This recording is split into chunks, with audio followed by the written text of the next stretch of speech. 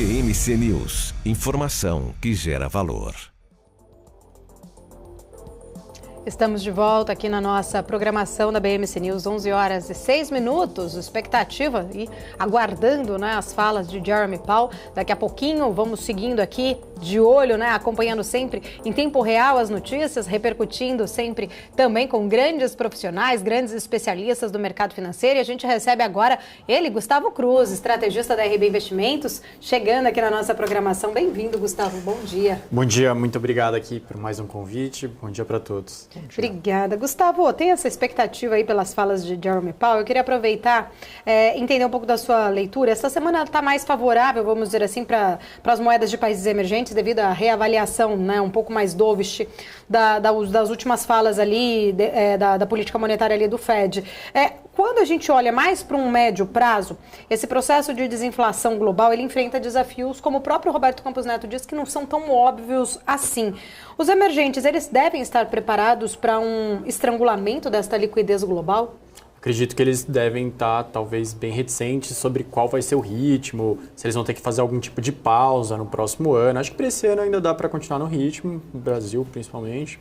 Mas se no ano que vem o presidente do Banco Central norte-americano, os dirigentes avaliarem que ainda tem que ficar na dúvida se tem que subir um pouco mais, se vai ter que demorar mais para começar a discutir corte de juros, isso faria, sim, com que os banqueiros centrais de países emergentes demorassem para continuar o corte de juros aqui no Brasil, aqui na América Latina como um todo. Ô, Gustavo, tem uma percepção no mercado, e a gente está até vendo essa movimentação de que, de repente, o Banco Central americano possa reduzir os juros, começar esse ciclo de cortes. Eu tinha visto até pouco tempo atrás, era em julho, foi para junho, agora já estão falando em maio. Mesmo com tantos sinais de que vai precisar manter o juro mais alto por mais tempo, vai precisar controlar essa inflação, eles estão sendo muito vocais nessa questão de trazer a inflação de volta para a meta.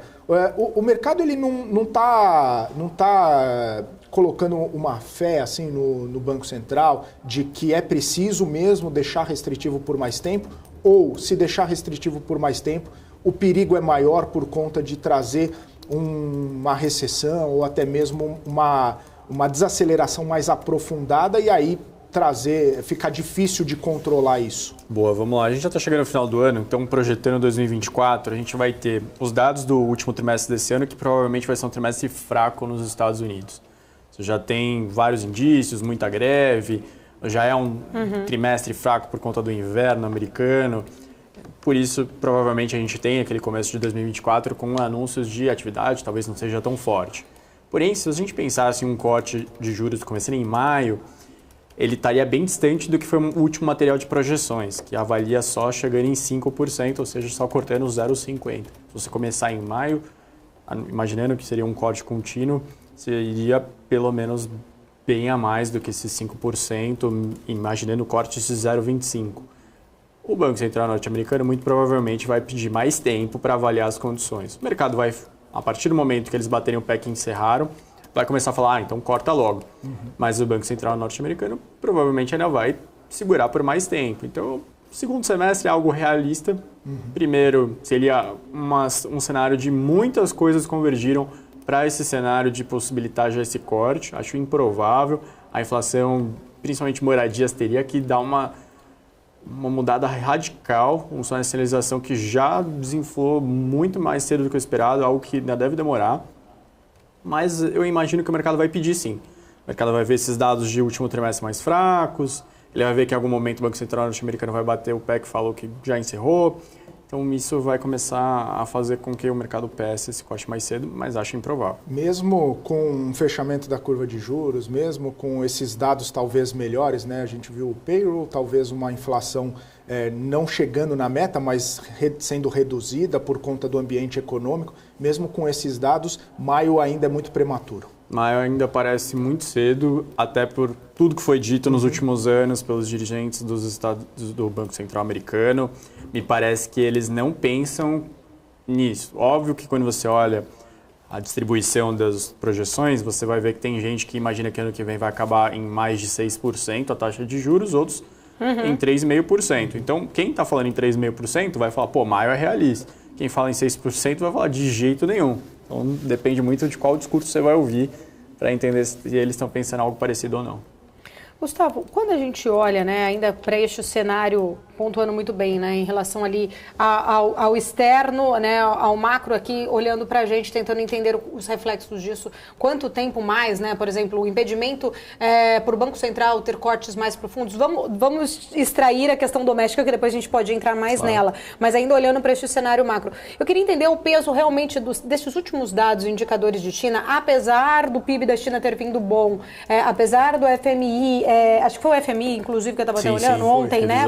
Revisou para cima. Ainda assim, quando a gente olha para a balança comercial e a gente olha para a exportação, a gente vê que esses números piores trazem uma leitura de um desaquecimento global como um todo das economias. O quanto isso, de fato, pode ser um peso para nós nesse sentido? A gente vai sofrer um pouco com menos demanda pelo que a gente exporta. A gente exporta bastante para a Europa e para os Estados Unidos, que vão crescer menos. A gente já olha os dados de PMI todos já para baixo. Então, essa tendência mais negativa de um crescimento menor, ainda assim vai ser crescimento, mas um crescimento menor vai pegar para alguns produtores que estão mais direcionados para essas regiões. Se a China crescer e surpreender positivamente, seria excelente. É o melhor dos equilíbrios externos para o Brasil. Porque você não tem a pressão do dólar, você tem um comércio internacional com alguma pressão positiva vindo da China, e o nosso principal parceiro comercial hoje é a China. Então você não teria essa pressão cambial aqui no Brasil, em meio a um ciclo de corte de juros, você conseguiria ter até uma atratividade maior para ativos de maior risco, inclusive a Bolsa. O mercado está colocando muitas fichas em estímulos da China, né? Eles não vieram ainda na proporção aguardada, mas esse crescimento viria por meio de estímulos, mesmo com um ambiente imobiliário bastante desafiador.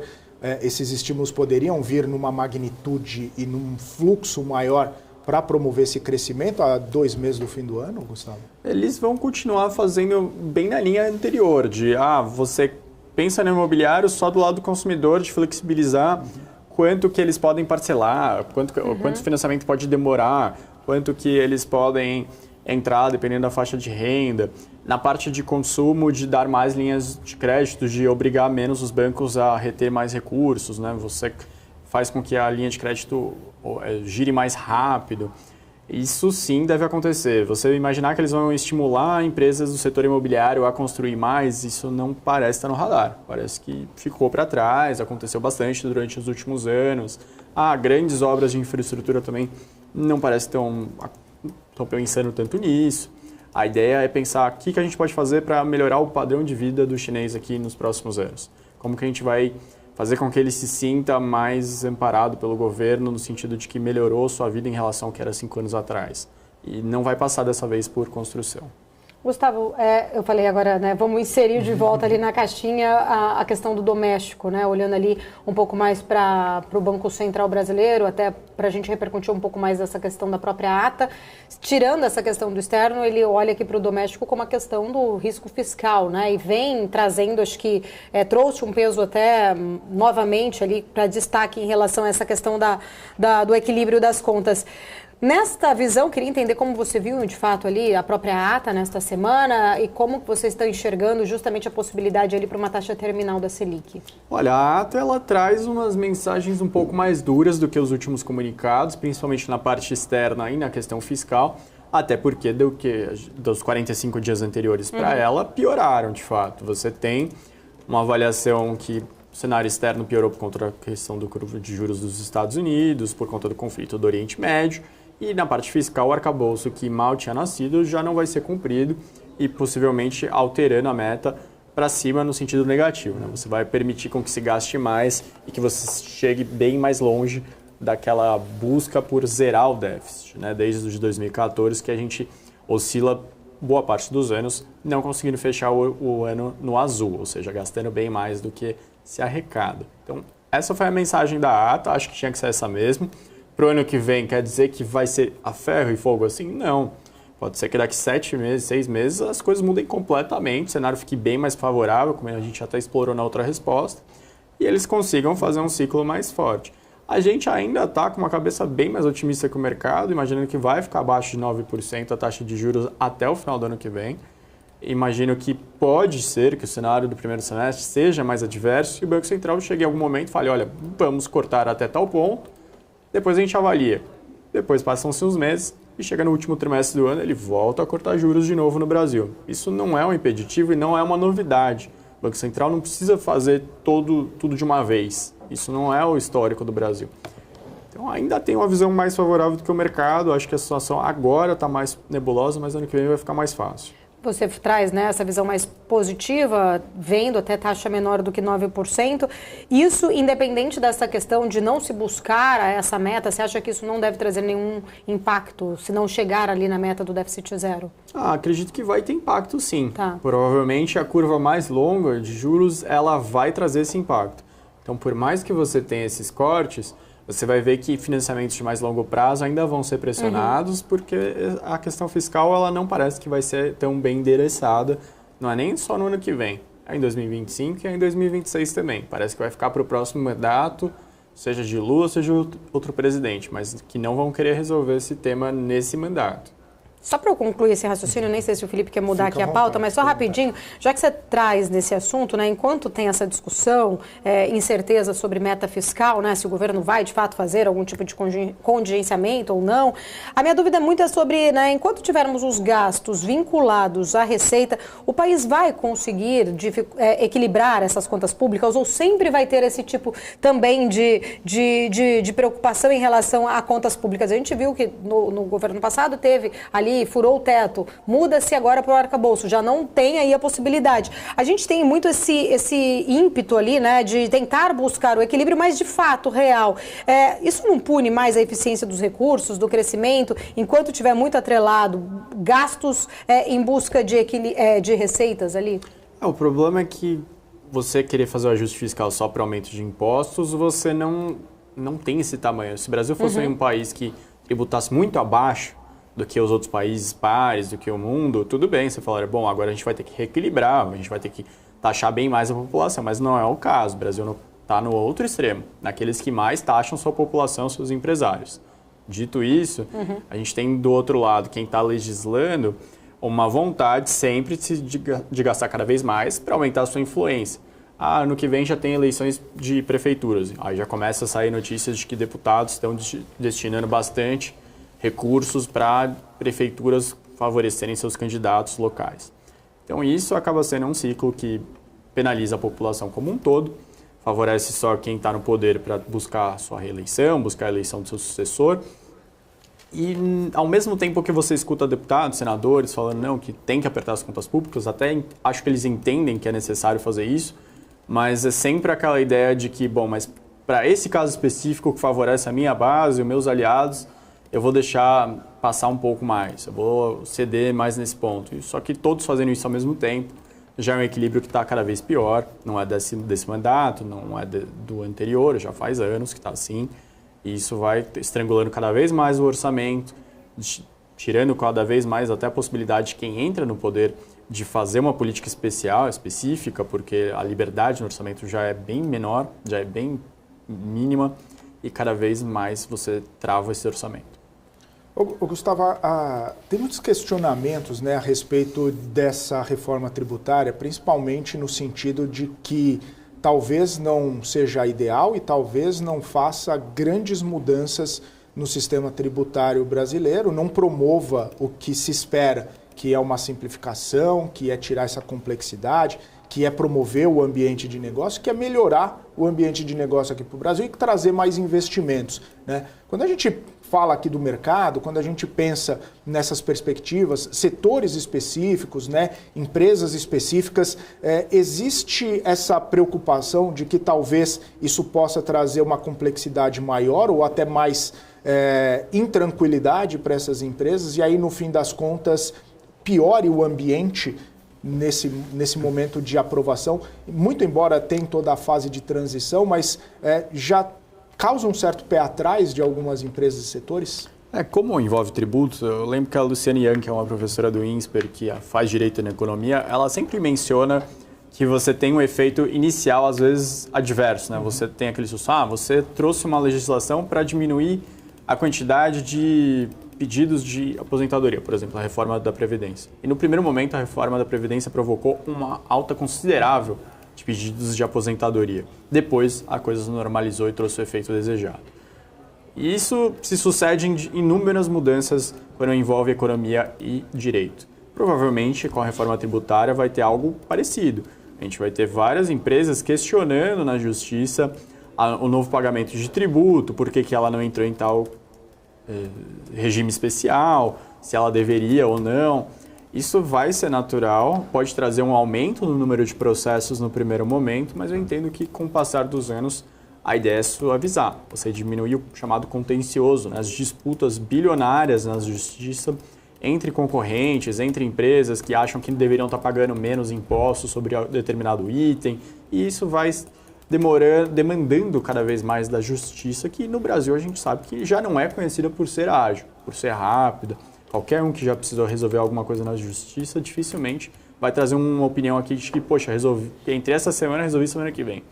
Não, é o contrário. Portanto, imagino que tem sim pontos que vai melhorar, vai simplificar, vai diminuir brigas mínimas, como é o caso mais famoso ficou do sonho de valsa, que tinha uma embalagem, falava que era um chocolate, era um doce, aí depois mudou para outra para falar que era produto de padaria e pagar 5% a menos de IPI. Então, esse tipo de disputa, ele meio que acaba.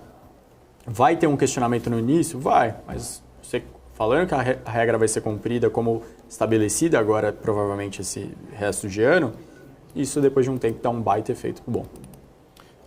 Maravilha, Gustavo. Só trazer uma informação importante, né? Porque a gente já tinha falado a respeito do discurso do Jerome Powell, que está todo mundo aguardando, começando inclusive agora, 11h15 da manhã. A gente tem algumas imagens ao vivo lá do Jerome Powell falando, mas parece, e aí anteriormente, né, o próprio Federal Reserve divulgou esse discurso que ele está lendo neste momento, que o Jerome Powell não vai citar a política monetária, não vai fazer nenhum tipo de comentário a respeito da política monetária. Ele está falando bastante a respeito da reunião do FONC, né? Inclusive sobre algo mais generalista a respeito da reunião do FONC, sobre o trabalho à frente do Federal Reserve, sobre o trabalho do Comitê de Política Monetária do Banco Central americano, mas até esse momento não falou sobre a questão da política monetária, falando inclusive agora há pouco, né, sobre a pandemia, falando agora até na pandemia teve muita dúvida sobre como toda a questão de escassez de chip poderia afetar toda a questão da indústria americana, da produção automotiva, como que as empresas poderiam responder a toda essa situação. E aí, enfim, falando que é o trabalho do Banco Central analisar todas essas informações, analisar os dados, analisar os contextos e as conjunturas para poder tomar as suas decisões. Então, repetindo, né, o Jerome Powell está falando neste momento, mas não vai citar a respeito da política monetária. Inclusive, e nem perspectivas econômicas também. Nem perspectivas econômicas. E é interessante, Paula, que eu estou até monitorando aqui, né, o mercado futuro lá nos Estados Unidos segue inalterado, né? A gente falava sobre uma leve alta no começo da manhã e continua nessa leve alta, né? 0,18% no Dow Jones futuro, 0,17% no S&P futuro e na Nasdaq 0,08% de alta. A gente viu até nas imagens, né? Tem uma série de jornalistas, tem o público monitorando ali e ouvindo esse discurso do Jerome Powell, mas nesse momento não fala sobre política monetária, não fala sobre projeções econômicas e aí apenas falando, né, a respeito do trabalho do Banco Central, né? Falou inclusive sobre estatísticas, né, que muitas fontes aí têm falado para o Federal Reserve, que inclusive o próprio Fed é o originador ali de muitos dados importantes sobre a economia, sobre o sistema financeiro, falando sobre os dados do crédito que acabam fornecendo algum tipo de panorama para o Banco Central americano e que, enfim, falando sobre alguns relatórios produzidos, relatório de produção industrial, como que ele vê alguns certos setores da economia, enfim, né, falando aí, disse o seguinte, acho até mesmo um certo exagero dizer que a economia dos Estados Unidos, e aí tem uma base de previsão menor, enfim, falando várias questões aqui, Paula, mas neste momento não citando e não deve citar mesmo toda essa questão da política monetária. Frustrando até mesmo as expectativas de quem aguardava, né, ali alguma sinalização, algo ali que pudesse reforçar, inclusive, a leitura da semana anterior. Enquanto o Jeremy Powell não vai falar, né, especificamente, já declarado ali que não vai falar sobre política monetária, nem mesmo as perspectivas econômicas, eu tenho aqui uma fala da Lisa Cook, que é do Fed, né, ela afirma que o agravamento das tensões geopolíticas ainda representam, sim, um risco de mercado. A dirigente aí do Fed diz que este agravamento poderia desencadear amplas repercussões negativas nos mercados globais, incluindo até mesmo ali uma inflação mais elevada. Ela falou sobre a guerra em curso da Rússia contra a Ucrânia, que ainda pesa muito sobre as economias e também de várias maneiras ali, incluindo, como ela chamou ali, de perturbações sustentadas no comércio regional de alimentos, energia e outras mercadorias. Sobre o conflito do Oriente Médio, a Lisa Cook diz que poderá gerar ainda riscos adicionais para os mercados energéticos e financeiros, bem como também o agravamento dos desafios humanitários e migratórios globais. A escalada da discórdia pode pesar, como ela disse aqui, sobre a atividade econômica e o comércio, aumentando os custos de financiamento e de produção, contribuindo ainda para os desafios mais sustentados nas cadeias de abastecimento e pressões inflacionistas.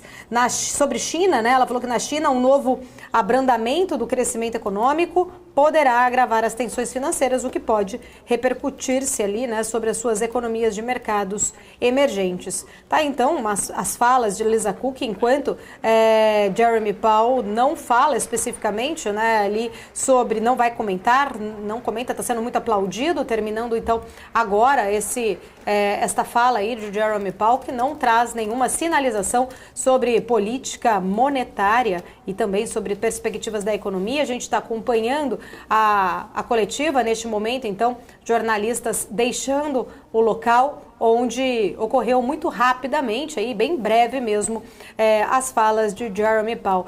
Gustavo, aproveitando você aqui para a gente comentar um pouco mais, acaba de alguma forma, queria entender como você avalia, foi certo aí Jeremy Powell de repente não tocar neste tema especificamente, já que a gente vem de uma sinalização recente, inclusive na semana passada, do Fed, tem ainda expectativa para divulgação ainda da ata do Fed por lá. Como que você avalia essa postura de Jeremy Powell? Você vê que já teve dirigentes que falaram depois do resultado da semana passada mais alinhados com o discurso de que não precisa mais subir e outros que falam, não, acho que talvez as coisas ainda estejam bem piores. O risco ainda está muito grande e talvez seja necessário sim apertar um pouco mais as condições monetárias. Eu entendo que o Powell está bem no meio desse caminho, ele está em alguns momentos traçando esse cenário de que precisa manter ainda no horizonte essa vontade de que é necessário sim subir a taxa de juros ainda precisa ser mais restritiva, a gente ainda precisa frear ainda mais a economia. Em outros ele fala, poxa, mas será que as condições do próprio mercado financeiro já não estão sendo suficientes? A verdade é que acho que cada indicador está impactando. Não me parece que o Banco Central norte-americano já está totalmente definido o que vai fazer nos próximos 6 meses. Vai reagir aos indicadores, vai reagir às condições do mercado financeiro. Por isso que o mercado respirou na semana passada, quando viu que pode reagir de uma forma até que agrade o mercado. Uhum. E eu queria entender, né, diante deste cenário ainda que a gente está acompanhando, você acha que o rally de fim de ano aí da Bolsa pode estar ameaçado ou não? Como você tem visto, inclusive, esta possibilidade, né, de um rally nos últimos meses, nas últimas semanas, né, inclusive aí deste ano? Olha, já foi um impacto positivo a questão da reforma tributária. Vejo que, por mais que tenha tirado um pouco do seu peso do inicial, ainda é visto pelo mercado financeiro como algo bom. com ela sendo aprovada pelo Senado, voltando para a Câmara dos Deputados com as mudanças e sendo afirmada definitivamente, vai ser bem recebida. Na parte externa, a gente vai ter a última reunião do Banco Central norte-americano mês que vem. Se não subir juros, o mercado vai reagir muito bem, porque aí já vai ser a terceira em seguida, eles vão ficar mantendo o discurso provavelmente de que estão olhando os indicadores no radar. Vai ter um material de projeções, também se não subir a projeção de juros para o final do ano que vem vão receber bem. Então tem alguns temas que podem agradar bastante até o final do ano. Gustavo, a gente fala bastante do macro aqui, eu queria trazer para a temporada de resultados, né, que a gente está acompanhando bastante, inclusive você deve acompanhar bastante empresas. Só nessa semana, mais de 150 empresas. Pouca coisa. Isso justifica muitas olheiras que a gente já viu passar por aqui na BMC. Mas queria falar um pouquinho sobre os números, né? Várias empresas divulgaram entre ontem e hoje, e até tentando fazer um gancho aqui, né? Hoje a gente viu vendas no varejo vindo ligeiramente melhores do que o esperado, né? Uma alta de 0,6%. A gente tem uma empresa que é uma fábrica, mas é um varejista também, a Arezzo, caindo forte, chegou a cair mais, mas está caindo bem no mercado hoje, repercutindo os resultados. Foram tão decepcionantes assim os resultados de Arezzo para o mercado trazer essa percepção um pouco mais negativa, ou de repente está fazendo uma realização de algo que já está meio precificado? Não, teve pontos ruins, mas começando pelo varejo, de 8 formas que eles dividem, 5 caíram. Tanto que quem puxou foi supermercado, um pouco de eletrodoméstico, então não foi exatamente onde pega na Arezzo, que são dados do trimestre que ela acabou de reportar. A Arezzo, ela mostrou um número de itens vendidos menor até do que o estimado, do que a comparação anterior, mas com uma receita até maior. Então ela conseguiu vender itens mais caros ou repassar via preço nos itens como um todo. Obviamente, quando você está falando que está vendendo menos itens, você chama a atenção de forma negativa do mercado. O mercado começa a se questionar qual é o seu poder de força realmente, se as condições do varejo como um todo já estão pegando em você. A Arezzo, que já tem um público que ele é menos impactado pelas crises econômicas, mas que ainda assim foi impactado recentemente. Isso não é exclusivo dela, o Grupo Soma também demonstrou isso nos seus resultados.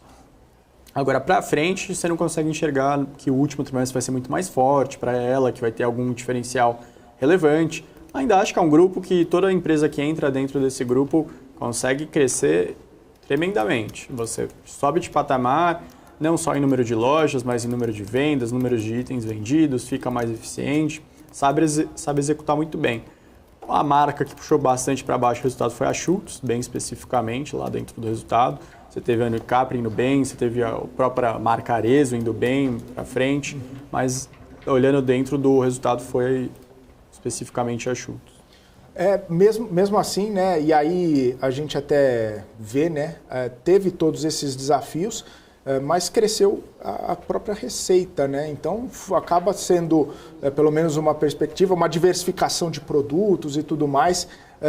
Você acha que, olhando para frente, né, nesse ambiente de melhora econômica, olhando para a Arezzo, a gente tenta sinalizar ali, de repente, uma queda de juros, de repente uma melhora no ambiente de crédito para as pessoas, por mais que tenha, né, uma visão ali mais para uma renda diferenciada, mas isso pode melhorar os números das companhias nos próximos trimestres? Você falou, talvez o último trimestre não seja, não dê para ver uma melhora e tudo mais, mas talvez a gente possa ver essa melhora de ambiente mais para frente? Sim, acho que 2024 vai ser bem mais fácil para as varejistas, as pessoas já estão reequilibrando o consumo entre serviços e varejo.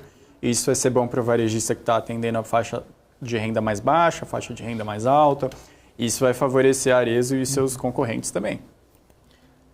Muita gente está falando até que o varejo está vivendo hoje uma mola comprimida, que pode, nessa melhora de ambiente, descomprimir e voltar muito rápido. Você vê isso, Gustavo, essa possibilidade, ou o varejo continua bastante pressionado e ainda é bom ter uma cautela? Olha, tem que ter cautela porque tem empresa do varejo que cometeu muito erro no passado recente, que você vai ver que nos seus balanços empresa entrando no setor financeiro, isso não depende tanto se o ambiente para varejo vai melhorar. Isso foi erro que vai ser conduzido, vai ser carregado nos próximos trimestres. Acho que o CEO da Marisa, ele exemplificou muito bem, falou, poxa, acho que os varejistas brincaram de ser bancos e viram que não era uma coisa tão simples e que não vale a pena, que realmente o foco tem que ser aonde sabe executar, que é justamente você fazer as vendas de varejo, você saber fazer moda e vender moda e não fazer cartão e ficar negociando quanto mais você pode dar de crédito ou não, falando que isso é relevante. Não é para ser. Acho que tem que ser bem claro. Então, tem empresas que ainda vão carregar esse revés negativo por muito tempo, mas tem outras que estão mais afastadas disso, que vão ser ótimo para 2024, vai ser bem melhor. Gustavo, ainda nessa esteira aí de resultados, queria entender um pouquinho da tua leitura sobre Direcional. Sei que é um papel que você acompanha também, né? Direcional registrou aí no terceiro tri, então, um lucro líquido de 68,8 milhões, crescimento de 10% ao ano, porém abaixo das estimativas, né? Queria entender como que você acabou acompanhando este resultado. Para Direcional, o terceiro tri talvez não tenha sido tão forte quanto boa parte do mercado esperou. Ela bate algumas marcas, chega em VGV acima de bilhão, para ela é extremamente relevante, lançamento também muito forte. Agora, para frente, já está claro que você olhando o balanço da Direcional e da Cury, Minha Casa Minha Vida já está impactando, já está trazendo grandes perspectivas para frente. Essas empresas de construção que atendem a Minha Casa Minha Vida, elas devem ter o quarto trimestre forte, 2024 forte, a não ser que alguma coisa bem relevante aconteça, 25 e 26 também. Ontem o próprio presidente Lula já estava declarando que queria subir ainda mais a faixa que as famílias poderiam pleitear para entrar na Minha Casa Minha Vida, ou seja, mais potencial ainda de clientes para essas empresas. Então eu já vejo reflexos do Minha Casa Minha Vida flexibilizado no balanço delas, algo que é uma perspectiva boa. Se ela falhou um pouco nesse terceiro trimestre, não é que ela falhou que trouxe alguma coisa assim, despesas gerais e administrativas dispararam e isso vai pegar mesmo vendendo mais. Não foi isso que aconteceu, tá? Então, ainda acho que é uma visão positiva para a empresa. Algum outro resultado que te chamou a atenção nesta semana, que a gente não comentou?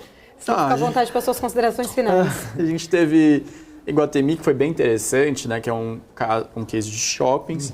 Então, ela está aumentando a quantidade de taxa de ocupação, não chegou no 95%, que é a sua meta do ano, mas subiu 1 ponto percentual em relação ao terceiro trimestre e foi muito impulsionada por eventos. Ela até menciona o caso específico de um dos eventos da Parb no JK Iguatemi São Paulo, que vai para Campinas, que gerou mais de 70 mil vendas de ingressos, mais de 3 milhões de reais em receita. Então você vê que os shoppings já estão tendo um impacto bem diferente dos últimos anos, quando estavam com aquela operação restrita. Agora já está funcionando de forma 100% e podendo utilizar ainda mais o seu espaço. Isso está funcionando bastante. E assim como o balanço da Multiplan foi positivo na semana passada, eu vejo que o do Iguatemi também é um setor que a gente gosta já faz um belo tempo, o mercado gosta. As três principais, Aliansce Sonae, Multiplan e Iguatemi, são muito bem recomendados pelo mercado financeiro. Maravilha, Gustavo. Quero agradecer. O tempo passou rápido aqui na nossa programação. Obrigada. Até semana que vem. Até semana que vem, gente. Muito obrigado pelo espaço. Obrigada. Valeu. Grande Gustavo Cruz, estrategista da RB Investimentos. A gente segue agora aqui na nossa programação, 11 horas e 39 minutos. Vou com o Maurílio Goldner para mais um giro do nosso mercado. Fala, Maurílio. Vamos lá, Paulo. O assunto é Magalu, que já não está mais entre as maiores altas do dia. E aconteceu bastante coisa nesse curto intervalo de tempo aqui que a gente está acompanhando. Então, por volta mais ou menos de 11 da manhã, 11h10,